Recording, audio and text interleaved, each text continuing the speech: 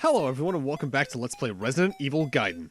In the last part, we got betrayed by Barry, and he took Lucia. So now Leon's trapped on a boat, all alone, with zombies, in a B.O.W somewhere, and it's on fire, and we need to get to the boiler room to make sure it doesn't explode on us.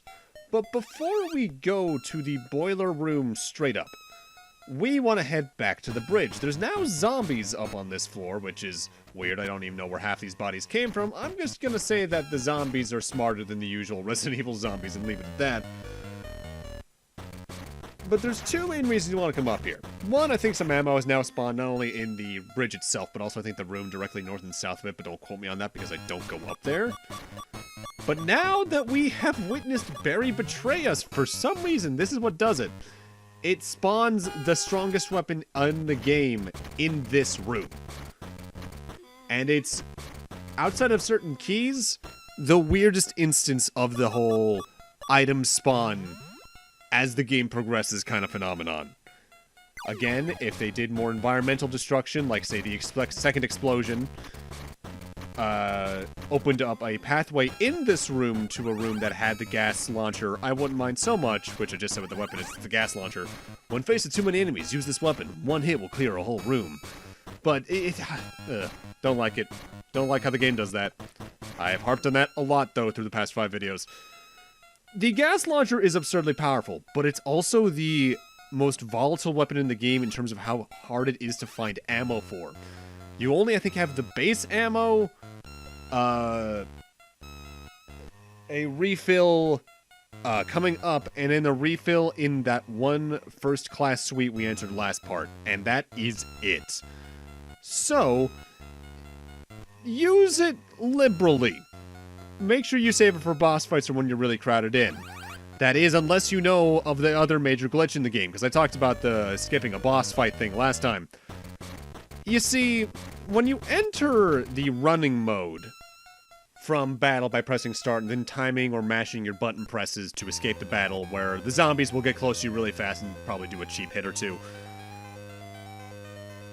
When you actively press the button in the fleeing mode, it doesn't take ammo when you do that. It's not supposed to, because you're not using your weapon technically. But for some reason with the gas launcher, every time you press the button in the fleeing mode, it does use the gas launcher. It actively fires it without consuming ammo. So, if you're ever having trouble with a boss fight, you're getting mobbed by zombies, or you just want to get through this last portion of the game really quickly, I don't blame you. Just get into a fight, equip the gas launcher, start the fleeing mode, and then mash the ever-living hell out of that button. Things will die really quick. You'll take some cheap shots along the way because it's still counting you trying to run away, so the zombies are getting close to you pretty quickly. But it's an effective battle strategy. It kills the boss fights even that are left in the game really quickly. Also, having watched a speedrun now, I can say that this, the slowdown we've experienced throughout the game is pretty authentic to how the game plays on actual hardware. It might be a little more accentuated on emulator, but even speedruns I saw playing the game on, like, Game Boy Player and all that, it's still there.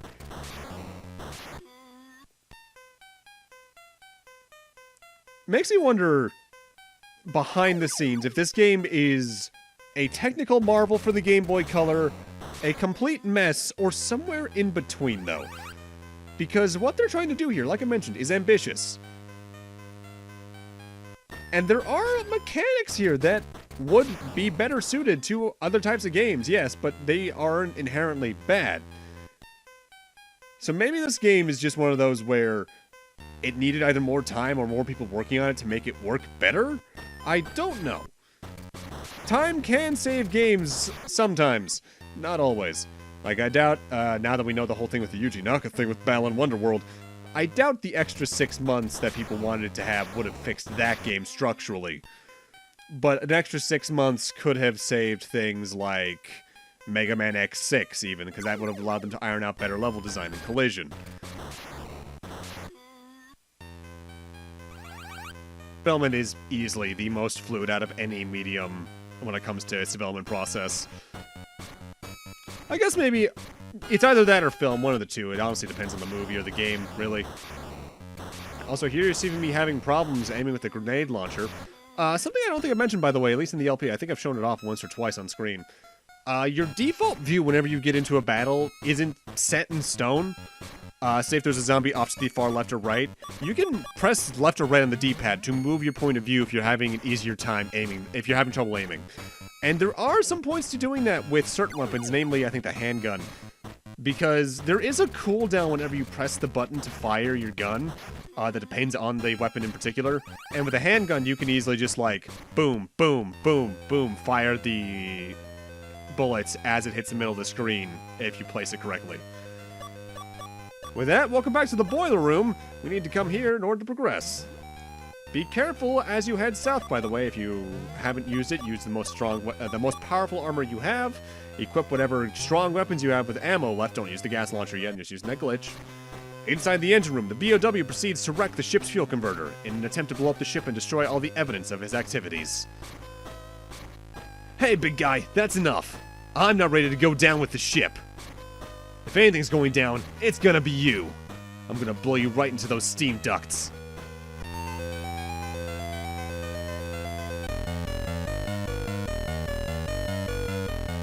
Time for another fight against the B.O.W., and it's more or less the exact same thing. No real differences in strategy, no real differences in damage.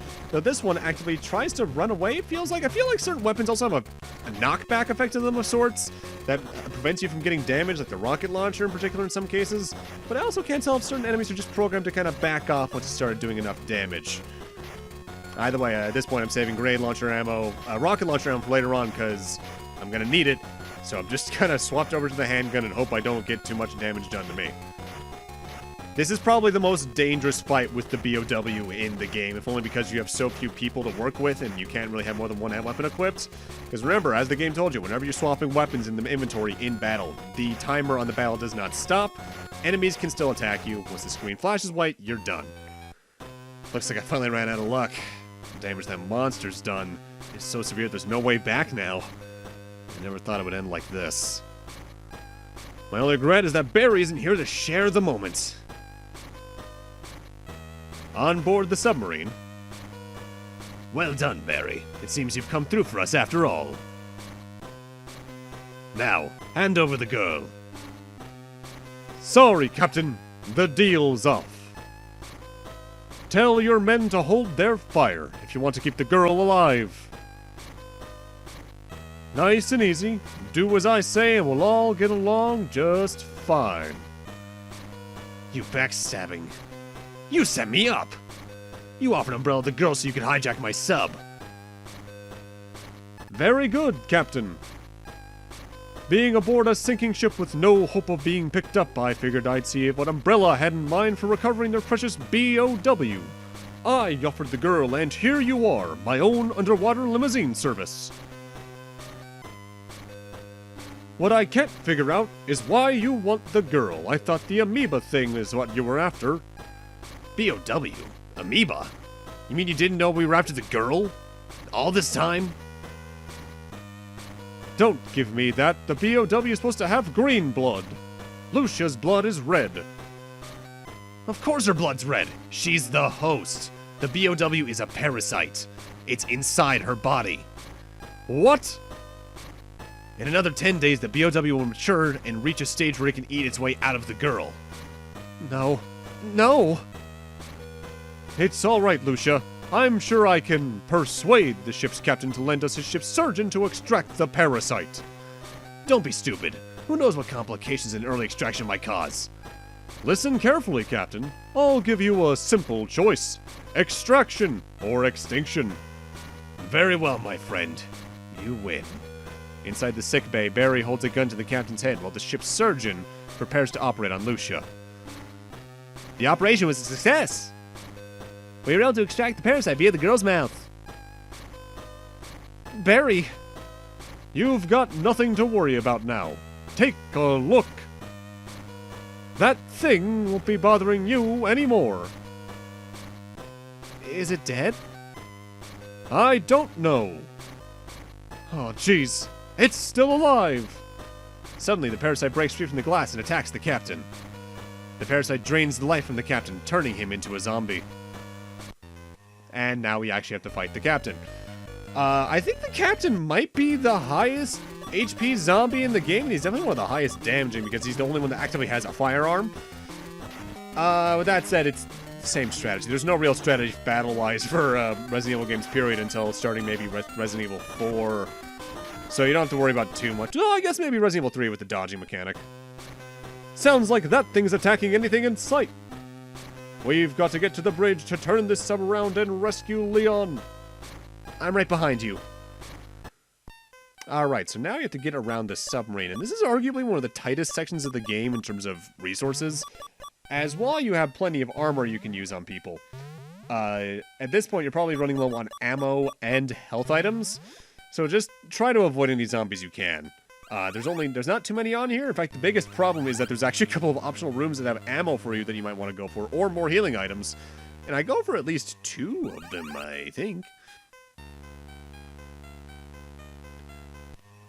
It's kind of weird, though, that this is the first Resident Evil to have, like, a full parasite-based zombie cause. Because this precedes Resident Evil 4 by a couple of years, which is where that started otherwise. So it's just kind of weird to see how it ended up not predicting the future, but sort of foreshadowing it in a weird way. Even the whole extraction method. I can't help but wonder if they were inspired by this game, at least what they could have been when developing one of the several variants of Resident Evil 4 that existed over time.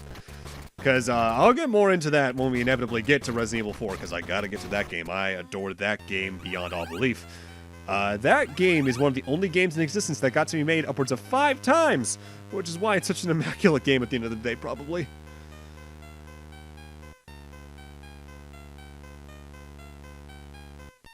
With that said, the submarine's a little bit dangerous in that the B.O.W is here. I guess this is meant to be the one that just escaped Lucia, and now it's grown up very quickly for some reason. I would figure the reason the B.O.W looks the way it does is that it ate its way out of the first person to have one of them, hence the weird mouth tentacles in the torso, but this game didn't really think through its narrative all the way because everything about this game feels kind of half-baked.